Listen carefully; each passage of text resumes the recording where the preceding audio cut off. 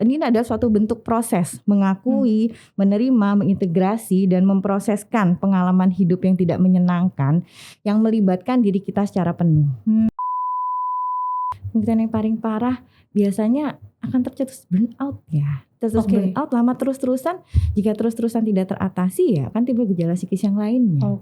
Mental disturbance yang lainnya bisa ke arah depresi, cemasannya sudah mengalami gangguan seperti itu.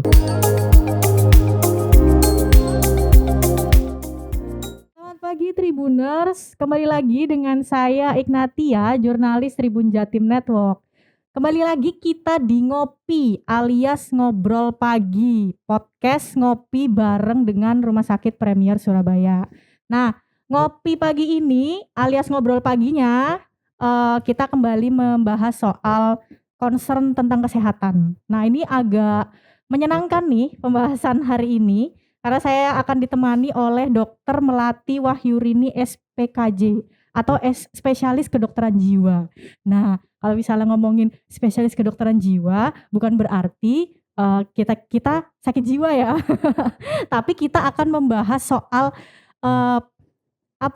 isu-isu yang menyangkut tentang kejiwaan nih. Nah, menarik dong ini kan pastinya kan. Makanya merapat ngumpul yuk kita bakal ngebahas soal apa sih itu self healing. Nah, sudah bersama saya ini ada Dr. Melati Wahyurini SPKJ. Selamat pagi dokter. Selamat pagi Mbak Andra. Iya, selamat pagi Dr. Melati Wahyurini. Mungkin panggil Dr. Melati ya? Ya. Oke, baik. Nah, teman-teman Tribuners, Dr. Melati ini dulu adalah alumnus Universitas Trisakti Jakarta angkatan 2003 dan ngambil spesialis di UNER. Spesialisnya kedokteran jiwa. Betul ya, Dok ya? Baik, dokter, kita langsung aja kali ya. Pagi ini tuh kita pengen ngomongin apa sih itu sebenarnya self healing gitu. Pagi Mbak, assalamualaikum warahmatullahi wabarakatuh. Ya. Sebelumnya seru ya pagi-pagi kita udah ngomongin self healing. Iya, makanya. Apalagi isu terkait mental health. Betul. Ya. Self healing. Sering sekali sekarang ya terdengar tuh anak-anak muda ngomong healing, self healing. Self healing itu apa sih? Self healing itu kan dari dua kata ya, self dan healing. Kalau self itu artinya diri sendiri dan healing itu berasal dari kata heal yang artinya penyembuhan. Kalau kita ngomong penyembuhan itu tentu ada luka. Berarti kan kita harus menyembuhkan suatu luka. Nah, kalau kita ngomongin self healing itu seringnya terkaitan dengan mental health. Jadi yang disebut berarti ada luka apa nih? Ada luka batin biasanya yang disebut sama ya para kaum muda lah ya. Betul. Ada yang self healing berarti jadi perumpamaan self healing ini artinya adalah penyembuhan luka batin yang hanya melibatkan diri sendiri. Nah, luka batin ini tuh apa sih gitu. Jadi luka batin ini seringnya adalah stresor kehidupan. Ya namanya juga orang hidup ya pasti ada stresor. Tapi bagaimana seseorang itu bisa mengatasi stresor tersebut atau enggak? Seperti itu. Berarti kalau misalnya tadi ada itu tuh sebenarnya mungkin untuk Tribuners juga ya Dok ya. Ini stresor sendiri itu kan belum banyak yang tahu. Itu mungkin seperti tekanan begitu ya Dok ya? Bisa jadi. Jadi adalah stresor kehidupan itu setiap orang itu memiliki tingkat mental yang berbeda-beda. Jadi ada stresor kecil mungkin bisa menjadi suatu hal yang besar seperti itu. Nah, stresor yang mana nih yang sudah perlu kita sembuhkan, kita lakukan healing? Itu stresor yang sudah memberikan efek seperti gangguan emosi yang buruk. Karena emosi sendiri banyak ya Mbak, ada emosi baik dan buruk. Kalau emosi buruk tuh seperti adanya kesedihan, kemarahan, mudah marah menjadi mudah marah, temperamen, ada gangguan cemas. Nah, kalau kita udah sering merasakan itu dan kondisi itu tuh sudah mengganggu fungsi kita sehari-hari baik dalam aktivitas harian, sekolah, kuliah, kerja, bahkan bersosialisasi, itu kita udah mesti warning. Berarti ada stres di dalam hidup kita. Ada hal yang perlu kita benahi seperti itu. Nah, Dok, kalau tadi kita nyambungnya soal ini ya Mas, ini ya Dok ya. Tadi kan memang ini self healing sendiri itu kan kata-katanya tuh banyak banget ya Dok ya, digaungkan sama khususnya anak-anak muda ya di Twitter, di ini itu kan sering ya nyebut self healing. Nah, kalau menurut Dokter Melati sendiri ya, self healing itu tuh bentuknya tuh sebenarnya seperti apa sih, Dok? Jadi ya benar-benar sekali Mbak. Ada yang menyebutkan jalan-jalan ini kita healing Iya, seperti benar. itu Makanya ya. itu, Dok. Kalau kita ngomong dari katanya healing sering artikan penyembuhan luka. Berarti kita tidak menimbulkan luka baru ya. Iya. Dan kalau kita healing, berarti healing itu ada penyembuhan tanpa menimbulkan luka baru. Nah, kalau misalnya kita lagi bad mood, terus kita jalan-jalan, shopping, dan kita sebut itu healing. Terus itu menimbulkan stresor baru nggak ketika kita misalnya kita berusaha untuk oke kita holiday. Nanti uang bisa dicari seperti itu. Dan kita menggesek aja tuh sisi kita misalnya seperti itu. Nanti kita balik lagi ada stresor baru lagi. Nah mungkin tuh gak bisa dikatakan healing, tapi bentuk refreshing ya. Gitu. Berarti artinya kalau misalnya lebih mengerucut nih Tribuners ya, dan dokter juga, berarti self healing sendiri itu sebenarnya adalah usaha untuk mencegah agar luka itu tidak semakin terluka gitu ya, Dok ya. Nah caranya salah satunya adalah dengan yang tadi ya, dengan yang mengobati. Nah, apa sih fungsinya self healing ini? Jadi tujuannya adalah dimana ini adalah suatu bentuk proses mengakui, menerima, mengintegrasi dan memproseskan pengalaman hidup yang tidak menyenangkan yang melibatkan diri kita secara penuh. Jadi di sini kita dimana belajar untuk berempati, penerimaan diri terhadap diri sendiri, dan ini kita harus hadir penuh dalam untuk diri kita, biar kita bisa, tujuannya adalah biar kita bisa menyayangi diri kita sendiri seperti itu. Berarti artinya tuh gini ya, Dok ya, artinya self healing itu sebenarnya kita harus secara mendasar mengetahui diri kita. Benar. Gitu kira-kira ya. Jadi memang caranya ada banyak sih, cukup banyak hal yang bisa dilakukan untuk Tribuners ya, untuk Tribuners sebetulnya. Yang mudah aja yang bisa kita lakukan. Seperti kalau yang pertama biasanya kita kaitkan dengan spiritual. Tapi spiritual itu sering dikaitkan dengan agama ya. Sebetulnya spiritual itu gak melulu mengenai agama. Tapi walaupun sangat besar ya peranan agama itu dalam meningkatkan healing, self healing kita, luka batin kita tuh sangat besar. Tapi gak harus yang kita menekankan berat seperti itu. Jadi self healing yang dimaksud dari spiritual itu dimana kita belajar untuk penerimaan diri kita.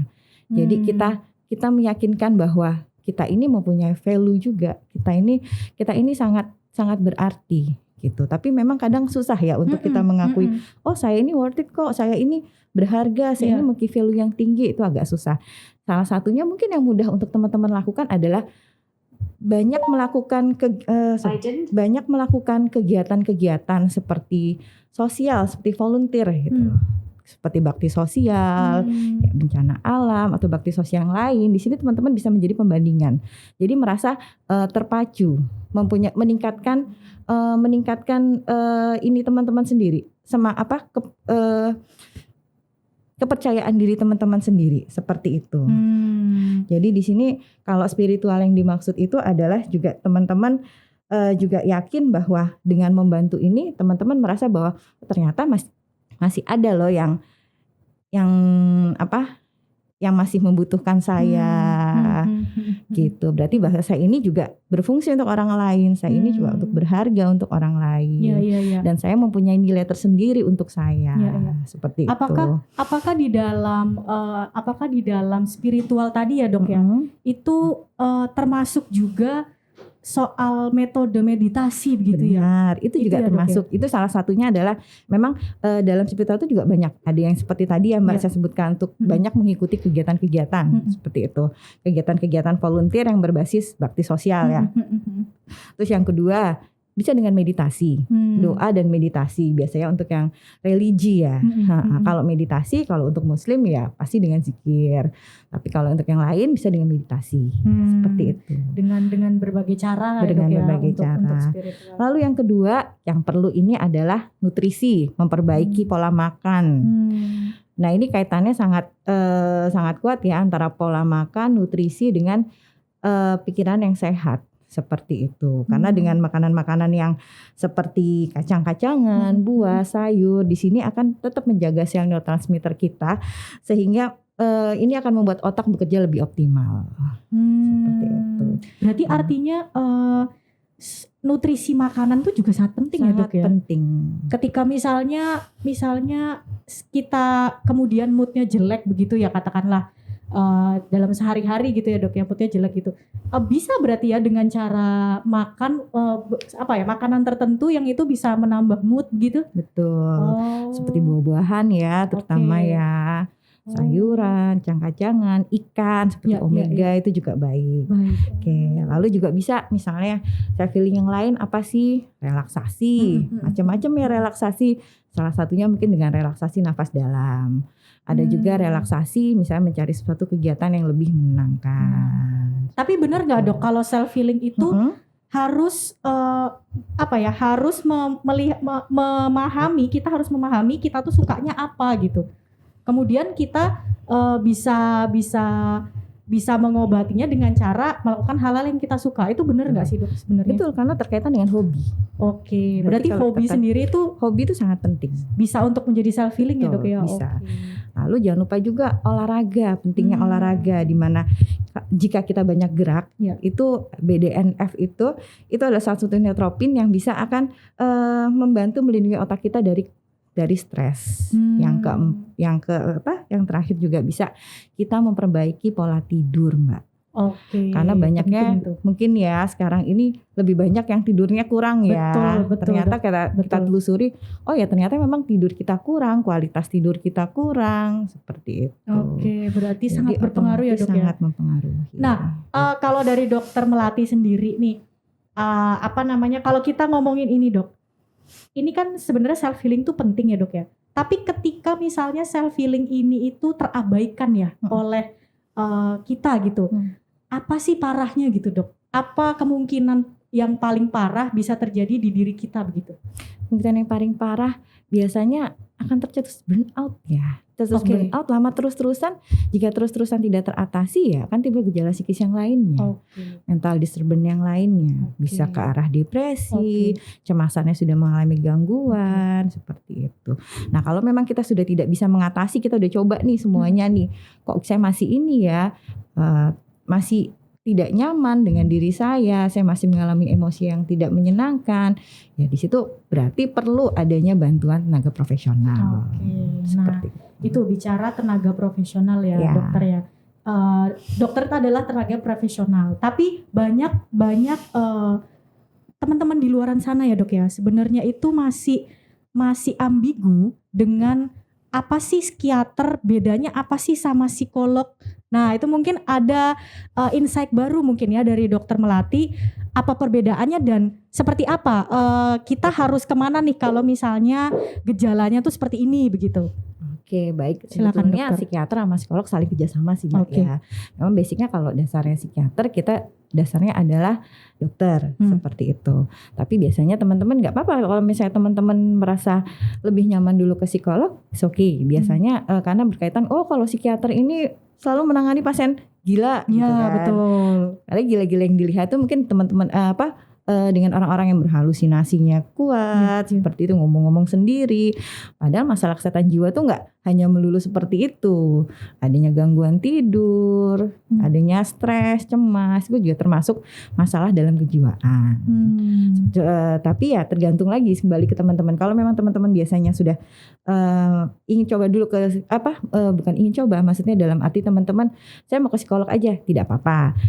Yang penting tetap harus diatasi. Biasanya jika memang perlu pengobatan, psikolog akan mengkonsulkan kepada psikiater. Oh begitu. Berarti kalau sudah ada gejala yang dialami secara fisik ya dok ya, mungkin secara klinis misalnya tidak bisa tidur atau mungkin gangguan kecemasan begitu ya dok, itu bisa ke psikiater atau ke dokter Melati nih.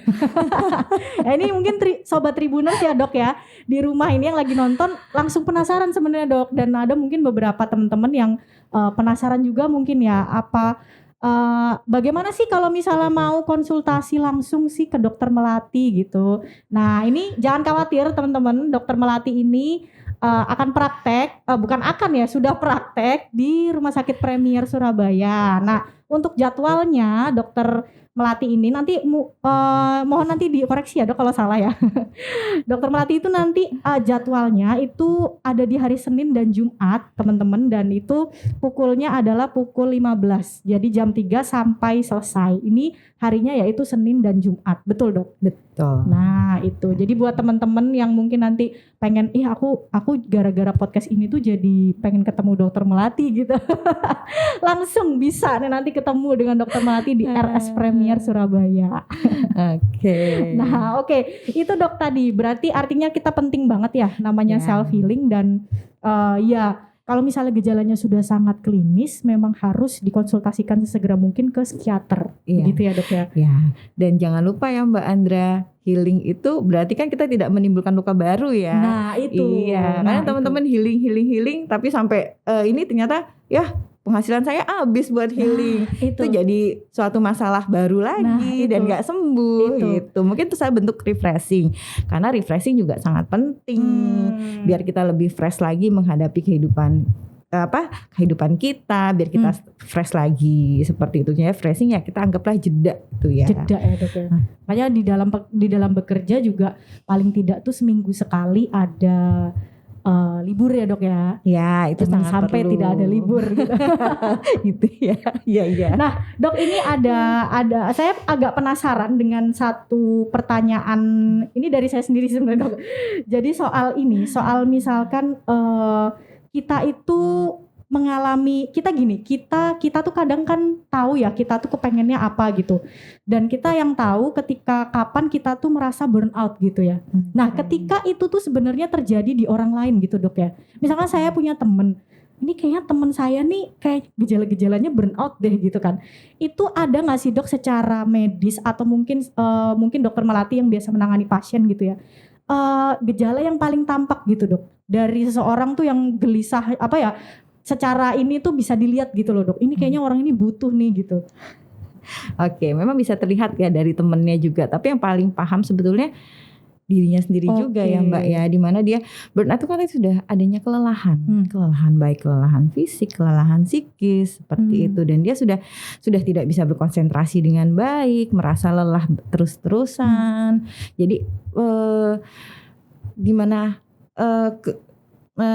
rutinitas hidupnya tuh juga sudah mulai terganggu seperti itu. Jadi di mana dia juga harus stresor yang sangat tinggi seperti bekerja yang terus menerus, tidak ada jeda sama sekali. Akhirnya dia merasa kelelahan dan akhirnya dari performance-nya dia juga menurun. Itu bisa kita lihat itu sebagai dari situ ya berarti ya Dok ya. Oke. Kalau misalnya penurunan minat, kemauan, moodnya sudah juga mulai berubah seperti itu. Kalau tanda-tanda yang terlihat di tubuh nggak kelihatan ya Dok ya? Pasti kelihatan capek ya. Oke. Terlihat lesu. Mungkin kayak ya. kalau misalnya mata itu hitam gitu, bisa jadi nggak Dok? Bisa. Kalau memang kurang tidur berarti kan? Ya makanya. Oke, kan terlihat sih. Oh dia tidurnya kurang nih, sampai terbentuk mata panda atau apa? Atau mungkin dia pakai celak terlalu banyak. Iya, ternyata pakai celak. Nggak lucu ya. Oke. Berarti secara apa ya? Secara yang tampak gitu ya, mungkin memang terlihatnya adalah dia lelah gitu ya. Iya, terlihat lelah. Dan mungkin apa iya seperti kayak nggak mau sosialisasi gitu Dok. Menarik diri juga bisa. Oke, itu juga salah satunya Dok. Salah satunya. Jadi cukup beragam ya. Iya beragam. Nah itu kan yang kadang tidak disadari sama kita semua teman-teman gitu. Mungkin karena kita terlalu banyak bekerja dan kita sibuk dengan diri kita sendiri, kadang kita tidak tahu gitu teman-teman tuh ada yang butuh sebenarnya gitu kan. Nah itu. Ya memang ini maksudnya kontaknya ke temennya atau diri sendiri nih? Temennya, untuk temen yang biar notice seperti itu. Iya benar. Mungkin kalau diri sendiri itu seperti apa Dok? Maksudnya kalau misalnya aku melihat, kan itu secara mood aja gitu Dok. Kayak aku udah nggak ini aku burnout, oke deh aku coba konsultasi gitu misalkan kan Dok. Itu kan kita udah tahu gitu. Tapi kalau kadang nggak juga loh Mbak. Oh gitu. Kadang ketika kita dengan kalau misalnya diri sendiri tuh kadang kayaknya kok prestasi saya menurun ya. Oke. Kok apa yang saya kerjakan saya sudah nggak bisa mampu lagi seperti dulu, seperti itu. Kemampuan saya jauh menurun gitu. Ternyata pas kita lihat, kita telusuri, ternyata memang kerjanya dia overload atau belajarnya mungkin overload, kurang tidur, kurang istirahat gitu. Tidak ada jeda dalam prosesnya selama itu gitu. Jadi terlihat lelah yang berlebihan. Oke. Tanda yang paling kelihatan adalah lelah yang berlebihan ya. Iya, biasanya seperti itu. Oke. Iya, baik. Nah, kalau soal trigger tadi, triggernya memang tekanan ya dok ya? Stresor yang tidak bisa diatasi dengan baik ya. Karena tekanan setiap orang berbeda-beda pasti ya. Betul. Mungkin ada orang yang dengan tekanan ego strength-nya rendah, tekanan sedikit aja dia sudah menjadi sudah stresor yang berat gitu. Jadi setiap orang memang berbeda. Nah, oke dok. Ini out of the topic tapi menurut saya agak sedikit menarik. Saya penasaran dengan ini dok. Pernah baca di salah satu artikel begitu ya dok ya, artikel apa kalau nggak salah bukan artikel sih, kayak di Twitter gitu loh dok, thread gitu soal berbicara dengan diri sendiri, self talk ya. Iya betul. Itu apakah itu bisa jadi salah satu teknik healing ataukah malah tanda-tanda gitu dok, malah tanda-tanda ini memang kayaknya agak-agak gitu kan. Nah itu tuh gimana dok? Iya. Karena ada juga beberapa yang menanyakan, dok saya suka ngomong sama diri sendiri. Iya, karena saya juga dok. Ketahuan deh. Kan tergantung kita lihat lagi konteksnya, kita ngomong sama diri sendiri itu seperti apa, dalam konteksnya apa. Kalau kita ngomong dengan orang yang merasa kita diskusi tapi orang tersebut nggak ada, ya itu satu tanda-tanda ya. Tapi kalau kita ngomong dengan diri sendiri, misalnya harusnya saya seperti ini ya. Jadi kayak merimain diri sendiri nggak apa-apa, self talk atau mungkin yang disebut afirmasi positif ya untuk diri sendiri ya. Berarti kita mengafirmasi hal-hal yang positif untuk diri kita sendiri. Itu kan juga suatu self talk. Jadi kita yakin bahwa saya ini berharga, saya ini sehat, saya ini luar biasa seperti itu. Itu nggak apa-apa. Itu suatu bentuk dari afirmasi ya, salah satu bentuk healing juga. Oke, baik. Kalau healing ke pantai, healing shopping itu sangat diperbolehkan. Itu refreshing ya. Refreshing. Nah ini jadinya salah satu perbedaan nih. Tapi memang beda ya dok ya. Kalau misalnya ada orang yang menyebut aku self healing caranya nonton Netflix gitu misalnya. Boleh. Itu bisa juga self healing. Kalau memang dia merasa itu udah stresor yang berat, saya mengambil jeda dengan apa? Misalnya saya membaca buku, nonton drakor. Tapi itu tidak menimbulkan masalah yang baru seperti itu. Nah itu kuncinya tidak menimbulkan. Dia menghilangkan stresnya. Masalah yang baru. Iya, kuncinya hanya healingnya kan nanti diobati, disembuhkan. Oke dok, baik. Kalau dari dokter Melati ada maksudnya ada tips atau cara yang secara singkat kita bisa self healing buat teman-teman di rumah nih? Buat teman-teman di rumah ya, untuk Tribuners ya, jika kita sudah merasa kita sudah merasa sangat lelah dengan apa yang kita kerjakan, atau mungkin kita merasa sudah menurun dan ada mungkin sedikit perasaan atau persepsi bahwa kita tidak bagus, kita tidak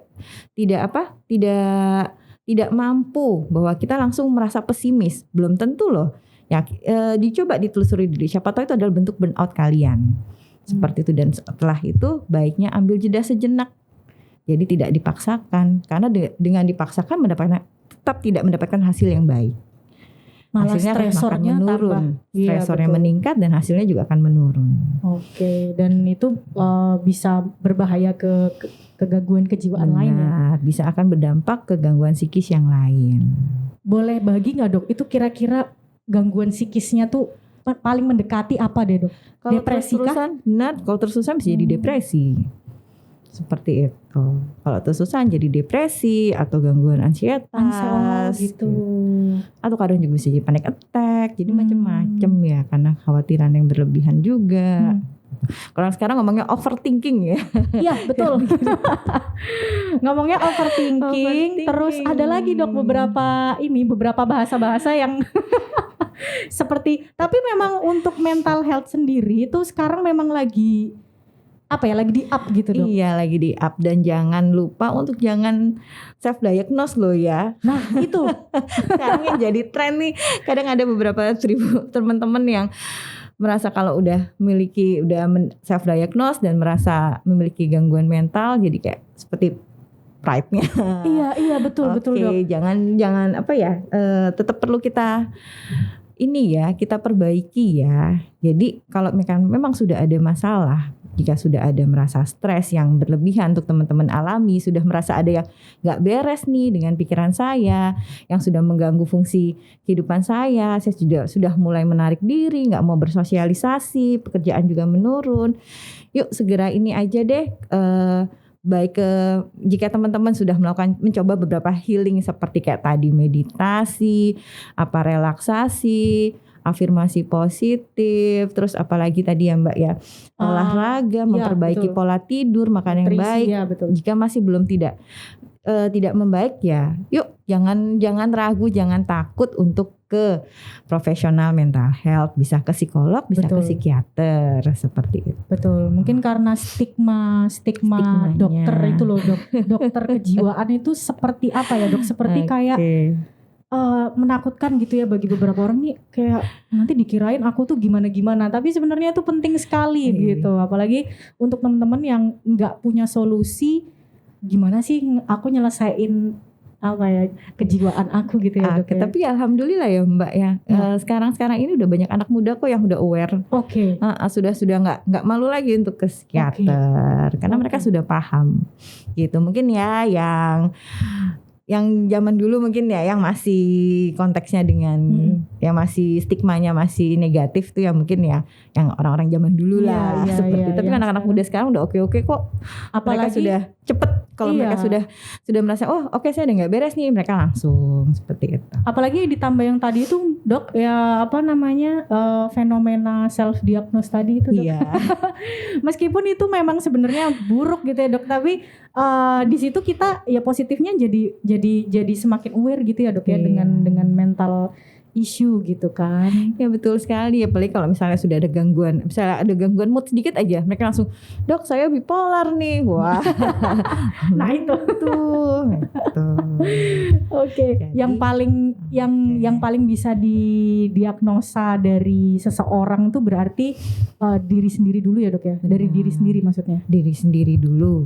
Gitu. Kalau kita sudah diri sendiri dulu, kalau memang kita sudah mulai gimana Mbak? Kalau dari diri sendiri, kemudian kalau sudah tidak menemukan solusi, kok aku tetap gini-gini aja baru gitu kali ya. Oke, baiknya ya benar. Jadi maksudnya kita perbaiki diri sendiri dulu aja deh, self healing dulu. Kalau memang kita masih sudah tidak mampu, baru jangan takut untuk ke profesional mental health. Oke. Nah, ini nanti bersama Dokter Melati bisa langsung. Dan jangan takut untuk diagnosa ya. Nah itu biasanya itu juga menakutkan. Menakutkan kadang dok ya. Baik Tribuners. Nah ini jadi kita tadi ngobrol-ngobrolnya soal self healing bareng Dokter Melati. Semoga ini ada informasi baru ya untuk teman-teman Tribuners dan yang lagi nonton kita. Semoga bisa dicerahkan gitu kan, siapapun kalian yang ada di luar sana mungkin lagi ngerasa burnout atau ngerasa gak enak. Yuk kita jeda dulu, kita self healing dulu dan kalau misalnya bisa aku simpulin tadi ya, jadi self healing itu adalah sebenarnya knowing your own self gitu ya dok ya. Jadi kita tahu dulu nih diri kita sendiri, baru kalau misalnya dirasa itu kayaknya memang sudah kelewat nih gitu ya, aku gak bisa ngatasin. Silahkan kita menemui dan jangan pernah takut untuk bertemu dengan dokter seperti Dokter Melati gitu. Dokternya ini cantik loh, saudara-saudara. Karena pakai masker ya. Enggak dok. Jadi jangan takut gitu. Nanti ketemu dengan Dokter Melati itu justru kita akan tahu gitu ya dok ya, disembuhkannya seperti apa, caranya bagaimana, metodenya seperti apa, itu diserahkan ke yang lebih profesional begitu. Oke, terima kasih banyak Dokter Melati atas informasi soal self healing ini. Semoga teman-teman di rumah nggak akan salah lagi definisi self healing sendiri dan tidak kebingungan gitu ya, mencari cara supaya kita bisa menurunkan kadar burnout kita.